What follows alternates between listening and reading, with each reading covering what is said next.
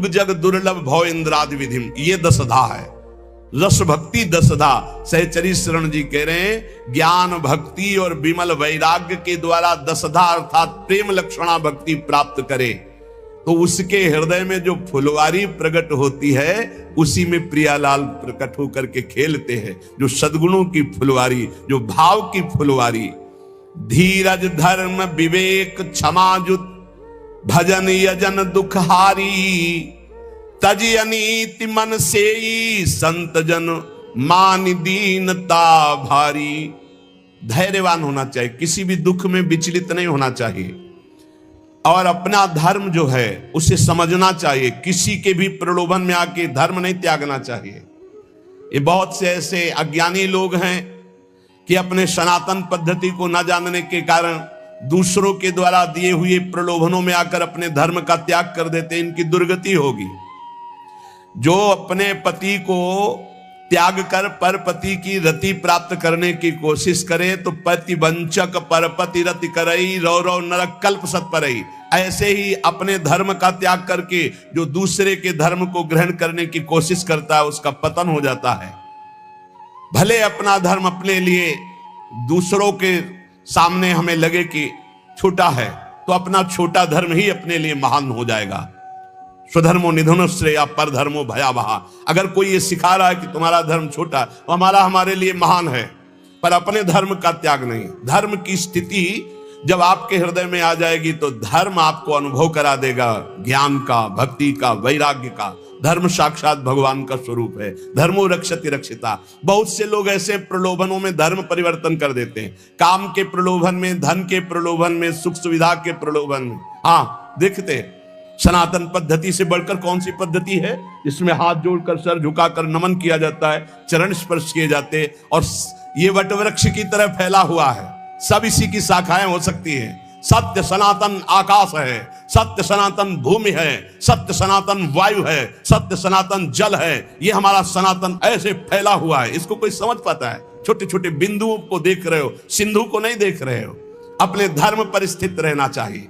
धर्म पर अपने गले कटवा करके परम पद को प्राप्त हुए हैं। जब देखा विधर्मी आ रहा है हमारे धर्म से हमको भ्रष्ट करने के लिए तो अपने हाथ से अपना गला काट लिया, तू छू भी नहीं पाएगा। ये है हमारे धर्म का स्वरूप। शरीर को नष्ट कर दिया गया पर धर्म नहीं छोड़ा। हाँ, जरा सा लोभ के लिए धर्म का त्याग कर रहे हो। काम के लोभ के लिए, काम के लोभ के लिए धर्म परिवर्तन, धन के लोभ के लिए धर्म परिवर्तन कर रहे हैं। थोड़ी सी भोग सामग्री दे दी, धर्म परिवर्तन कर रहे हैं। धिक्कार है तुम्हारे जीवन को, तुम्हारी बुद्धि को, जो धर्म के लिए प्राण त्यागना नहीं आया। सनातन धर्म को समझ। सब धर्म इसी की छाया में है। आप क्या समझते हो? सनातन कोई और, सनातन ब्रह्म है, सनातन हरि है, सनातन परमात्मा है, सनातन आकाश की तरह फैला हुआ है। सनातन के नीचे ही सब है। बीच में जैसे एक बहुत बड़ा घर है और उसके 10 लड़के हैं और 10 लड़के अपने अपने कमरे दे दिए गए। अब वो अपने अपने कमरों में अपना अपना, लेकिन घर का मालिक तो एक ही है। बेटे थे तुम उसी के हो, आंगन में आके खड़े हो तो सब एक ही के हैं। आकाश की तरह सनातन है। सनातन को समझो। सनातन कोई एक छोटा सा क्षेत्र नहीं है। सनातन विस्तृत परमात्मा स्वरूप है। तो जो धैर्यवान है, जो धर्म में अपने मर मिटना जानता है, वही क्षमावान भगवान को प्राप्त होता है। धर्म की कसौटी होती, धर्म की परीक्षा होती है। ये आज ऐसा कैसे कैसे विचार फैल रहे हैं। थोड़े से प्रलोभन में अपने सत्य सनातन का त्याग करके तुम किस सुख को प्राप्त कर लो? 4 दिन का शरीर है, मिट्टी में मिल जाओगे, कुछ नहीं हाथ लगना। अपने भगवान श्री हरि से बढ़कर, प्रभु श्री राम से बढ़कर, श्री कृष्ण से बढ़कर, इन भगवान नामों से बढ़कर के कौन शांति प्रदान करने वाला है? अगर कोई है तो उन्हीं के दास हैं। वो ईश्वर सबको शांति दे, वो ईश्वर इनको क्षमा करे। कौन? वो कौन? वो सनातन, वो सत्य, वो परमात्मा, वो ईश्वर। उसके दास हो सकते हैं लाखों, लेकिन वो एक है। अनेक रूपों में वो सबको संभाल रहा है। आप अपने धर्म को समझने की कोशिश करें। धैर्य पूर्वक अपने धर्म में प्राण त्यागने की इच्छा रखें। ये सनातन सत्य धर्म परमात्मा स्वरूप है। अगर हमें अपने धर्म में प्राण भी त्यागना पड़े तो संतत संत प्रशंसते ही, सदैव संत उसकी प्रशंसा करते हैं जो धर्म के लिए अपने प्राणों का त्याग कर देते हैं। ये आज विषयी स्वभाव बन चुका है। चंद रुपए, चंद भोग सामग्री, धर्म परिवर्तन। बढ़िया पुरुष मिल गया, बढ़िया स्त्री मिल गई, धर्म परिवर्तन। कोई परिवर्तन की उसमें जो हानि है उसको समझ ही नहीं रहे हैं। भगवान ने कृपा करके हमको जहां प्रकट किया है वो हमें उस धर्म की रक्षा करते हुए चलना। ये कलिकाल ऐसा मलायतन, ऐसा बुद्धि को भ्रष्ट कर रहा है कि धर्म को समझना ही अब कठिन हो गया है। ये सब बातें पुरानी समझी जाती है। इसलिए बहुत सावधान। अपने धर्म में प्राण त्यागने पर भगवान की प्राप्ति होती है। यदि हम अपने धर्म में निष्ठावान है, देखो कैसे कैसे महापुरुष हुए। विधर्मी कह रहा है इस धर्म को स्वीकार कर, थूक दिया मुंह पे, है तो क्या समझता है? राम राम राम, सीधे चौराहे पे खड़े करके आरा चलाया जा रहा है, राम राम राम, भगवान को प्राप्त हो। ये मरना तो है एक बार धर्म के लिए मर के देखते हैं, एक बार अपने इष्ट के लिए मर के देखते हैं। मरना तो है, सब मर रहे हैं, कीड़े मकुड़े की तरह मर रहे, कौन जान रहा है? आज उनकी गाथा गाई जाती है जो धर्म के लिए प्राण त्यागते हैं। धीरज धर्म, जो धैर्यवान है, धर्म को धारण करता है, उसके अंदर उत्तम विवेक जागृत होता है। वही विवेक इस माया समुद्र से पार होता है, उसी को भगवत प्रेमी महात्माओं का सानिध्य मिलता है और वही दैन्यता धारण करके भगवान के प्रेम रस को प्राप्त करता है। इसलिए सदैव अपने इष्ट के चिंतन में एक भी क्षण अपने इष्ट का विस्मरण न हो तो बुद्धि शुद्ध रहेगी, फिर धर्म को धारण कर लोगे। कैसे कैसे महापुरुष हुए हैं, धर्म के लिए कितना कष्ट सहा। यहां जरा भी कष्ट नहीं है, पर अपने प्रलोभन प्रवृत्ति ऐसी बढ़ गई कि दूसरा कोई जरा सा भी हमारे अंदर सुख की वृत्ति उपजा दे तो हम छोड़ दें, अपने धर्म को छोड़ दें, अपने भगवान को छोड़ दें, अपने इष्ट मार्ग को छोड़ दें।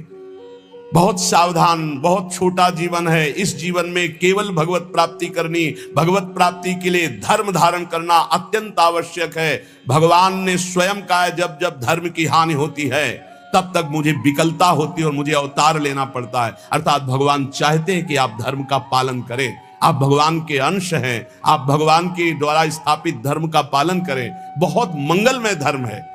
जब हमारे धर्म का परिचय बाहर के देशों को पता चला तो देखो कितने देशों में भगवान नाम जप होता है।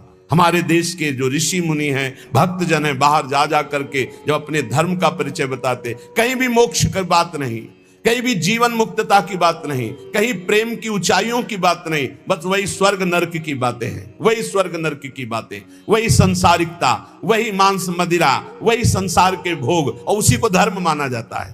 धर्म तो वो है जो दूसरों को सुख प्रदान करे और खुद परमानंद में निमग्न हो जाए। पूज्य श्री भाई जी हनुमान प्रसाद पोद्दार जी कहते हैं, चित्त की वृत्ति का संस्कार जब मिट जाए और एक एक वृत्ति प्रभु में लग जाए तब संतोषजनक स्थिति आ गई। मान लो अब चिंता करने की जरूरत नहीं।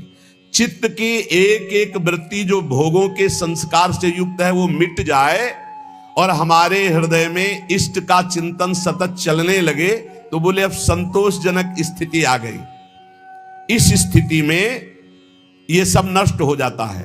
लज्जा, घृणा, कुल, सील, मान, देह भाव, घर का अभिमान, भोगों की लालसा और यहां तक कि मोक्ष की चाह, ये सब हट जाती है। फिर सुनो, चित्त की वृत्ति का एक एक जो प्रवाह भोगों की तरफ है उसका संस्कार मिट गया भजन के बल से और हमारा स्वाभाविक भजन हृदय में चल रहा है।